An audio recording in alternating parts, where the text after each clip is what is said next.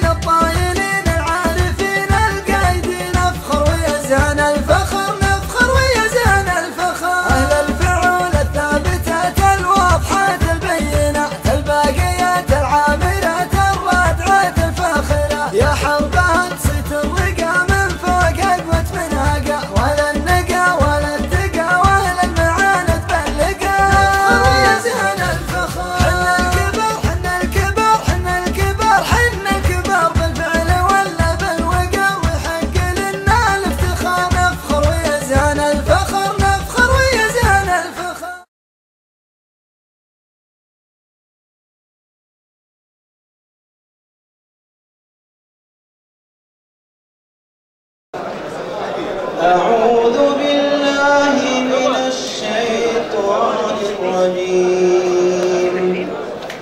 بسم الله الرحمن الرحيم. لا أقسم بهذا البلد وأنت حل بهذا البلد ووالد وما ولد. لقد خلقنا الإنسان في كبد. أيحسب أن لن يقدر عليه أحد. يقول أهلكت مالا لبدا. أيحسب أن لم يره أحد. ألم نجعل له عينين ولسانا وشفتين وهديناه النجدين. فلاقتحم العقبة وما أدراك ما العقبة. فك رقبة أو إطعام في يوم ذي مسغبة يتيما ذا مقربة أو مسكينا ذا متربة. ثم كان من الذين آمنوا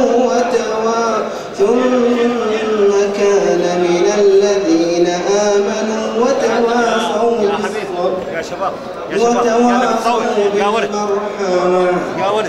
أولئك أصحاب الميمنة. والذين كفروا بآياتنا هم أصحاب المشأمة. عليهم نار مؤصدة.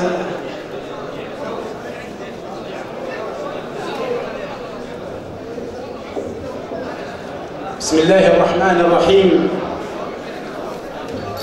الحمد لله على فارتفع وعز فامتنع وأعطى ومنع ووهب ونزع وذل كل شيء لعظمته وخضع. والصلاة والسلام على محمد بن عبد الله صاحب الوجه الأنور والجبين الأزهر وعلى آله وصحابته إلى يوم البعث والمحشر. قبيلة حرب العريقة، اجتمعتم في هذا المساء المبارك بإذن الله تعالى، وما اجتماعكم إلا على خير. جذور طاربة في أعماق التاريخ، مناقبكم يتحدث بها القاصي والداني عبر التاريخ. تفكون العاني وتطعمون الجائع وتكرمون الضيف وتغيثون ذي الحاجة الملهوف. فكيف إذا كان ذو الحاجة من أبناء القبيلة؟ إنه الكرم والأصالة وطيب المعشر والأخوة والوفاء. اجتمع لكم في هذا المساء شرف الزمان والمكان.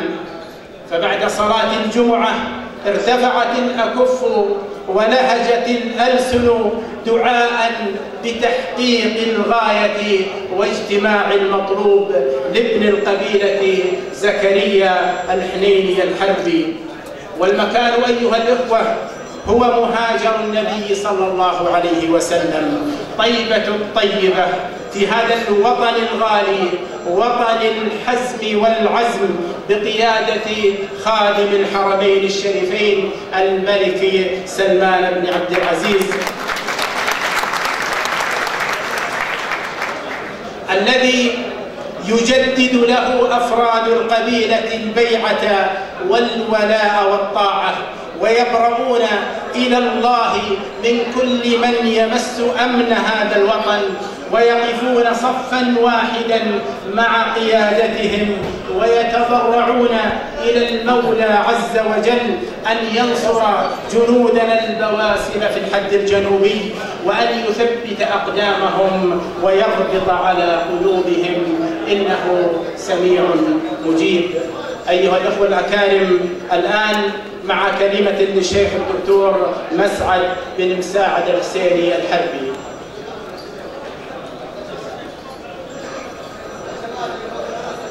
بسم الله الرحمن الرحيم. الحمد لله ذي الملك والملكوت والعز والعظمة والجبروت، الحي الدائم الذي لا يموت، خلق فقدر وشرع فيسر، والصلاة والسلام على نبينا محمد سيد البشر صلى الله عليه وعلى آله وصحبه ومن سار على نهجه واستنى بسنته إلى يوم الدين وسلم تسليما كثيرا. أما بعد، معاشر شيوخ وأعيان قبيلة حرب العريقة، ضيوفنا الكرام، أيها الحضور الكرام، نجتمع في هذا المجمع الذي نسأل الله تعالى أن يباركه وأن يكلل عواقبه بالتوفيق. نجتمع اجتماع خير، اجتماع تواص بالحق وتواص بالمرحمة، اجتماع بر ووفاء. ونسأل الله أن يجزي من رتب لهذا الاجتماع وسعى في تحقيق الخير المأمول من وراء هذا الاجتماع. أيها الأحبة، إنني أهتبلها فرصة في هذا المجمع المبارك وفي هذه الأجواء والأحوال لأذكر بقول الله تبارك وتعالى: يا أيها الذين آمنوا ادخلوا في السلم كافة. فهو أمر من ربنا تبارك وتعالى أن ندخل في دين الإسلام بكله، وهذا يحتم علينا أن نستحضر ديننا الذي شرعه لنا ربنا تبارك وتعالى في كل حركة وسكنة من أحوالنا، وفيما نحن بصدده من قدر أجراه الله تبارك وتعالى، وقد خطه سبحانه في اللوح المحفوظ قبل خلق المخلوقات ووجود الكائنات. أجدني بحاجة إلى أن أذكر إلى أنه ينبغي أن ننظر إلى ثلاثة أحوال. قبل الوقوع وأثناء الوقوع وبعد الوقوع لأقدار الله تبارك وتعالى. أما قبل وقوع أقدار الله تبارك وتعالى علينا، فالواجب علينا أحبتي في الله أن نسعى في التوجيه والرعاية والعناية والتحصين، وذلك بلزوم تقوى الله تبارك وتعالى والتذكير بعظمته وتعظيم ما عظم الله تبارك وتعالى من الحقوق والأموال والدماء والأعراض.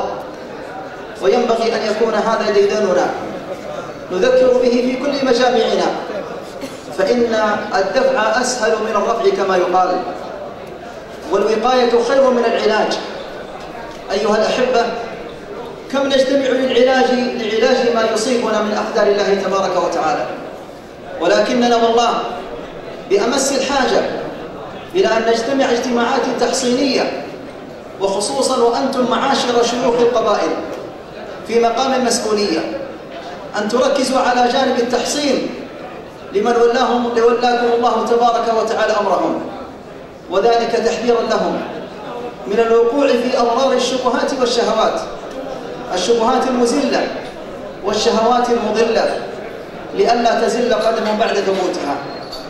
ثم إذا وقع أمر من قضاء الله تبارك وتعالى وقدره، فعلينا أن نسعى أحبتي في الله إلى العفو والتعافي والإصلاح وابتغاء ما عند الله تبارك وتعالى.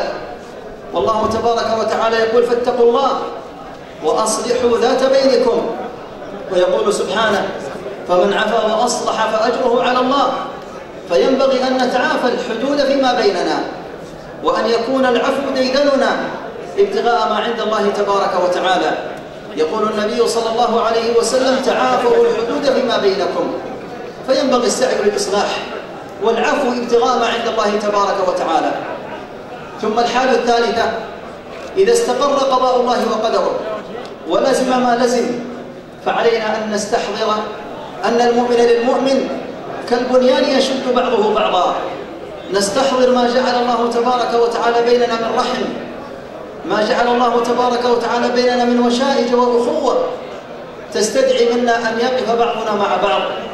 فإن المؤمن للمؤمن كالبنيان يشد بعضه بعضا، ومثل المؤمنين في توادهم وتراحمهم وتعاطفهم كمثل الجسد الواحد إذا اشتكى منه عضو تداعى له سائر الجسد بالحمى والسهر. فعلينا إخوتي في الله أن نتعاون ونتعاضد فيما فيه تفريج للكربات وإزالة للهموم والغموم. والله في عون العبد ما كان العبد في عون أخيه، وما فرج عن أخيه المسلم كربة من كرب الدنيا فرج الله عنه كربة من كرب يوم القيامة. ولنعلم أحبتي في الله أن ما نبذله من أجل العفو عن هذه الرقاب واعتاقها لوجه الله تبارك وتعالى، أن ما نبذله ونقدمه إنما نقدمه لأنفسنا. فأنت أخي في الله، وإن سلمت ما سلمت في يد أخيك فاعلم أنه يقع في يد الله قبل أن يقع في يده.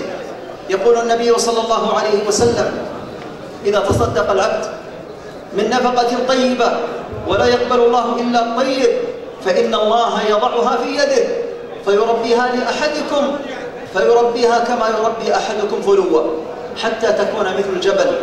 فاستحضر يا عبد الله أنك إنما تقدم ما تنفق لينفعك بين يدي الله تبارك وتعالى يوم لا ينفع مال ولا بنون إلا من أتى الله بقلب سليم. ذبحت شاة في بيت النبي صلى الله عليه وسلم فتصدقوا بها كلها إلا ذراع، استبقوه للنبي صلى الله عليه وسلم لأنه كان يعجبه الذراع. فلما جاء صلوات الله وسلامه عليه سأل عن تلك الشاة فقالوا: ذهبت إلا ذراع.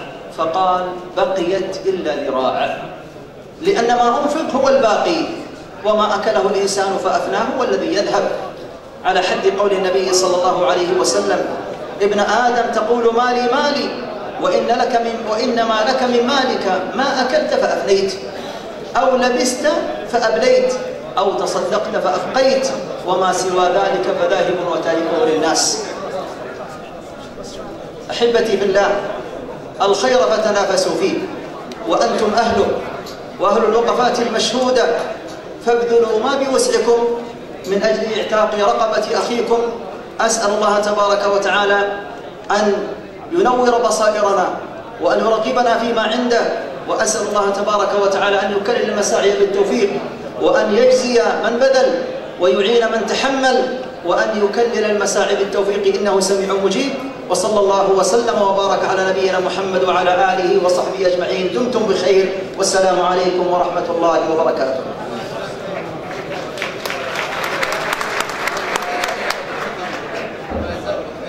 أيها الأخوة الأفاضل، بعد هذه الكلمة الضافية من الشيخ جزاه الله خيرا نقول: صنع للجميل وفعل الخير إن أثرا، أبقى وأحمد أعمال الفتى أثرا، بل لست أفهم معنى للحياة سوى عن الضعيف وإنقاذ الذي عثرا. وأنتم أيها الأخوة الأكارم، أنتم من يجبر العثرات ويعين المحتاج ويسعى في حوائج الناس، وما هذا إلا دليل على صدق الإخاء والتعاون والتكاتف.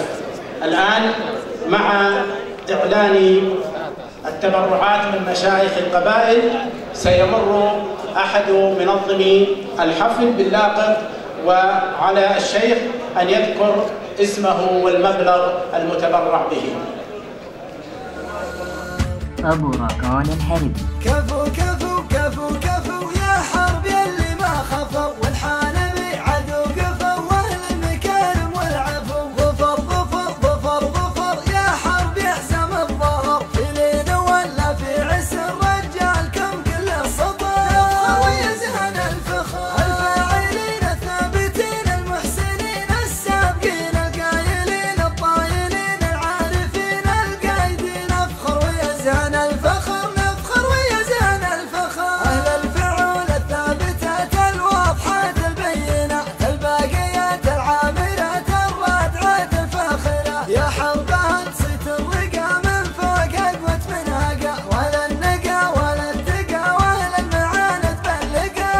ويزهن الفخر حنا الكبر حنا الكبر حنا الكبر حنا الكبر، بالفعل ولا بالوقا، وحق لنا الافتخار. نفخر ويزهن الفخر، نفخر ويزهن الفخر. الكرماء الحلماء العلماء والحشماء الخصماء الحزماء الحكماء والقدماء. لا دندنت لا دندنت والحرب شاوت دنت، حرب الحرايب هيمنت ومن العدا تمكنت. نفخر ويزهن الفخر. الفعول اللي تهول تقل الهيجة طبول، تصول بالفعل وتجول وافعالنا تلقى قبول. نفخر ويزهن الفخر، نفخر ويزهن الفخر. السابقون الصاملون الصايلون الجايلون الهازمون القاهرون المكرمون الساميون. بدا بدا بدا بدا ما في من اللي ما بدا، في قمة المجد عقدا والحرب ما يلحق مدى. نفخر ويزهن الفخر. يا حرب يعزز النفوس امجادكم تؤخذ دروس، والخصم بالفعل محموس ندوس خشم الخصم دوس. نفخر ويزهن الفخر، نفخر ويزهن الفخر. القادرين الواصلين الواعدين الصادقين العادلين الغانمين الشامخين السايدين. لعيوننا قشت الكفوف نلطم مقادم الصفوف، ولا دخل بالقلب خوف والكل بعيونه يشوف. نفخر ويزهن الفخر. على الخوي ظل الظليل ونويشي الحرب دليل، والجار كفنا دخيل حنا فعلنا المستحيل. نفخر ويزهن الفخر، نفخر ويزهن الفخر. حزم حزم حزم حزم واليومين ما نزم، هزم معادنا هزم واللي نعادي ينخزم. العقدا والاسندا والاشدا والاسعدا والانتدا والعندا والاشتدا والازهدا. نفخر ويزهن الفخر. سلام ومسروح الحروب سمعة فخر من كل